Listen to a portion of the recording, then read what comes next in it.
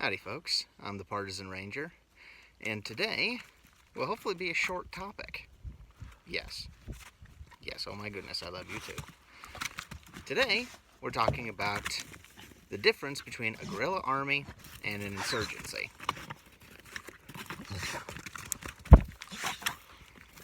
With our guest speakers today.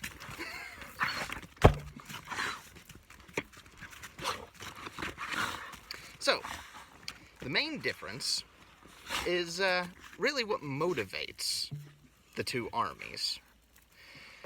Fundamentally, a guerrilla army's goal is to accomplish whatever thereafter through entirely military means, specifically waging war of attrition. So, an insurgency and a guerrilla army could have the exact same goal, say, liberate their country from an invading army, or to just generally cause madness and mayhem. How they'll go about achieving that goal will be vastly different.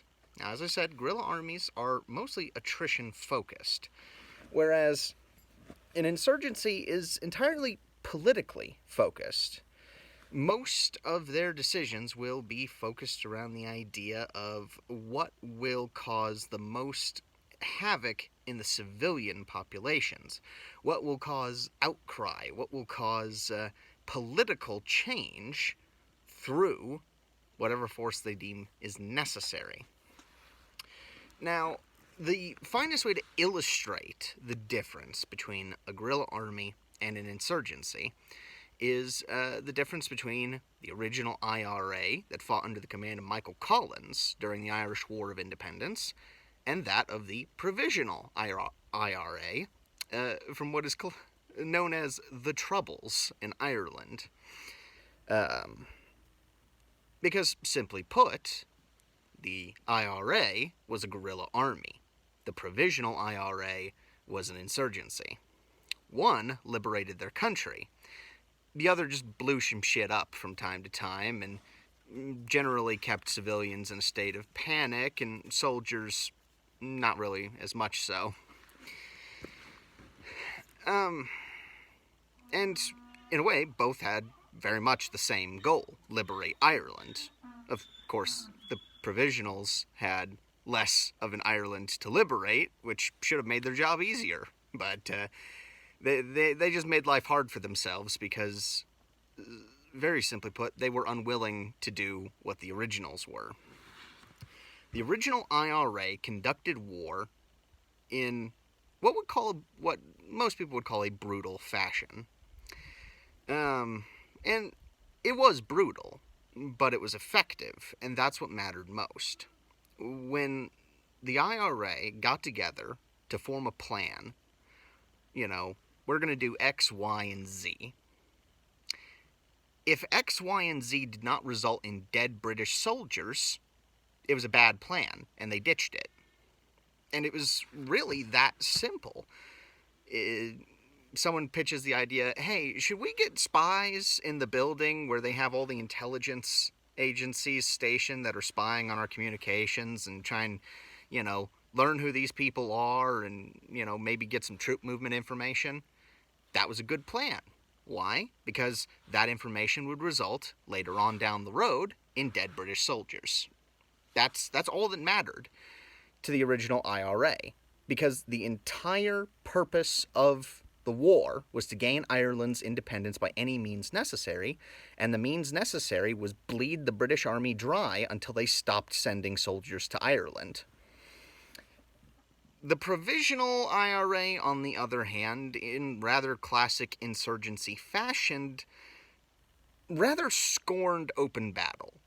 To be more precise, the younger generations scorned open battle. They did not want to form up into flying columns, retreat into the hillsides, and start sniping everyone who wore a British uniform.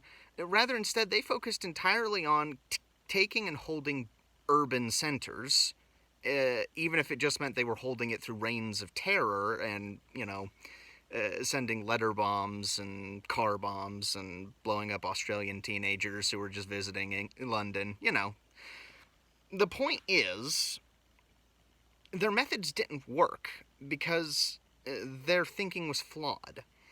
They were waging an insurgency in possibly one of the last glorious periods of history where a guerrilla army could be formed in the West. They had the opportunity to wage the exact same war that their forefathers did, that won most of Ireland its freedom from the crown, and they scorned that choice, mostly because of the political implications. You see, when your goals are military, you don't really care what the politics are. You don't really care what some politician has to say about you. You're going to win the war by any means necessary. But when your political motivations, when your reason for fighting the war is to gain your nation's independence, or the reunification of Ireland in this case, through political means that have been nudged along by military force, it's ultimately doomed to fail. Their end goal wasn't military victory over the British Army. Their goal was forcing people to take the political solution. They were essentially using, not necessarily terrorism, but I suppose that's the right word, to try and convince people that the North was more trouble than it was worth and it should be rejoined with the rest of Ireland.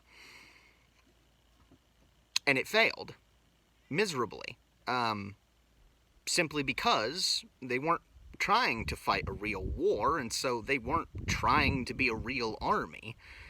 And it didn't help when most of their high command just got bribed by the British with parliament seats and, pension checks that are rather fat and tidy. Disarm and you won't, you'll be living on your third yacht come summer, and it's kind of easy to dismantle an army right after that happens.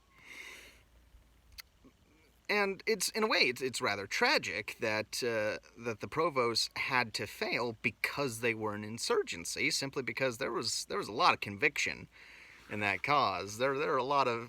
The fact that they're still a touchy subject to this day says everything about the commitment to the cause that some men had.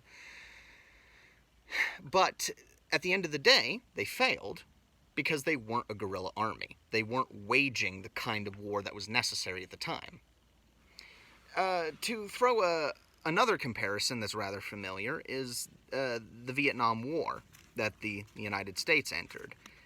The reason why Saigon is called Ho Chi Minh City right now is because of the fact that the Viet Cong were a guerrilla army. Their entire goal was centered around kill as many American soldiers as we can until they leave. And that was it. It was a war of attrition. And to properly explain the mentality behind it, these were the same people who had fought the Empire of Japan when they invaded, when it was still called Indochina. And these same people who fought the Imperial Army of Japan then turned around and fought the French Empire for independence. And then in that exact same generation, the men who fought the Japanese as foot soldiers and commanded battalions against the French were now commanding entire armies against the United States. And that's exactly what they did. And the best way to sum up the mentality they took was essentially, the United States will give up before they run out of soldiers. The Vietnamese would run out of soldiers before they gave up. And that single mentality is what won them the conflict. It is what allowed them to buy with lives an entire country. All right, they were a guerrilla army. And the United States has not actually faced another guerrilla army since the Vietnam War. And I point that out because it is a very inaccurate statement to compare Iraq or Afghanistan to Vietnam, because neither one of the forces that the U.S. has faced there were guerrilla armies. They were insurgencies.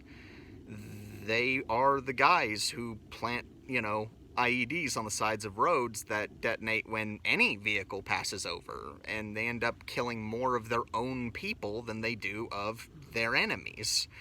Those are insurgency tactics, and that's why they don't work. They're fundamentally flawed at their core, because the mentality behind an insurgency is entirely flawed. It's not a military mentality.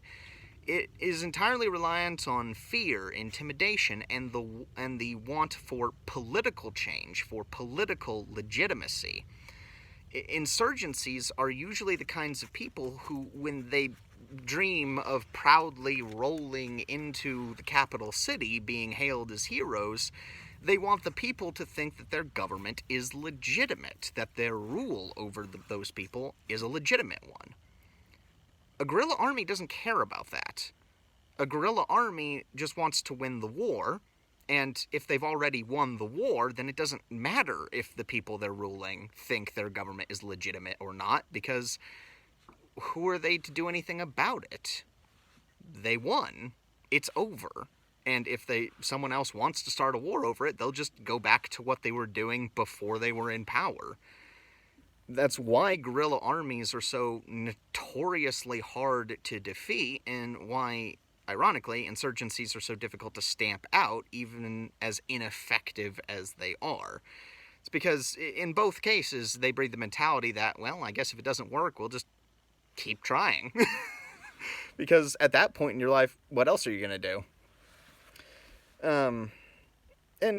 Unfortunately, in the cases of the insurgencies of Iraq and Afghanistan, history has revealed how the most effective way, or what is the most effective way to eradicate them. Unfortunately, they usually involve some level of using genocide as a weapon of war, which we're a little bit past that as human beings now.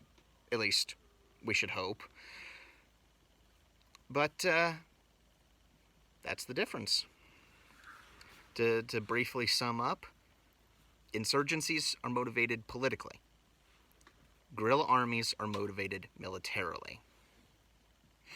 And at their core, a guerrilla army will consistently be more successful than an insurgency by any stretch of the imagination, simply because it is a ruthless form of warfare. And that's it. See you folks next time. I've been the Partisan Ranger. Yes. Oh my goodness.